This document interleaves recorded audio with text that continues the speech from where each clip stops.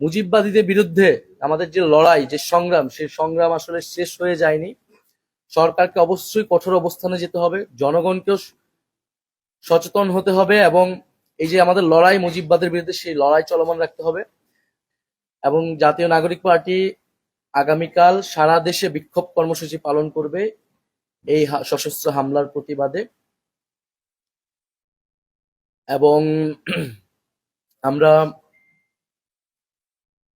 আমাদের যেই ফরিদপুরের পথসভা কালকে থাকবে, আমরা সারা দেশের মানুষের প্রতি আহ্বান রাখছি, সরকার এবং প্রশাসনের প্রতি আমরা আহ্বান রাখছি যে গোপালগঞ্জের, আমরা কিন্তু গোপালগঞ্জে আমরা বা যে কোনো জেলায় যখন আমরা যাই, প্রশাসনের সাথে কথা বলেই যাই, সিকিউরিটি ক্লিয়ারেন্স নিয়ে যাই। গোপালগঞ্জে কিন্তু একইভাবেই যাওয়া হয়েছে।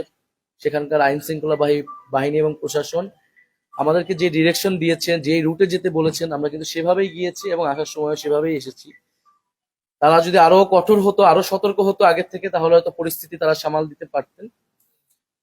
এবং তারপরও তারা সহায়তা করেছেন। এবং ওখানে আমাদের স্থানীয় যেই নেতাকর্মীরা রয়েছে গোপালগঞ্জে আমাদের সমন্বয় কমিটিও রয়েছেন, প্রধান সমন্বয়কারী আমাদের সাথে আছেন আরিফুল দারিয়া। সেখানকার তাদের পরিবারগুলোকে কিন্তু হুমকি দেওয়া হচ্ছে এবং তাদের নিরাপত্তার বিষয়টা আমরা দাবি জানাচ্ছি। এবং সেখানে আমাদের স্টেজে আমরা যাওয়ার আগে এক দফা হামলা হয়েছে, সশস্ত্র হামলা হয়েছে, স্টেজে আগুন লাগিয়ে দেওয়া হয়েছে, পুলিশের গাড়িতে আগুন লাগিয়ে দেওয়া হয়েছে। সারা দেশের মানুষ এগুলো দেখেছে, আপনারা দেখেছেন। ফলে এটা নতুন কিছু নয়। আওয়ামী লীগের যে চরিত্র, ফ্যাসিস্ট বাহিনীর যে চরিত্র, মুজিববাদী সন্ত্রাসীদের সেই চরিত্র উন্মোচন করেছে। ফলে আমরা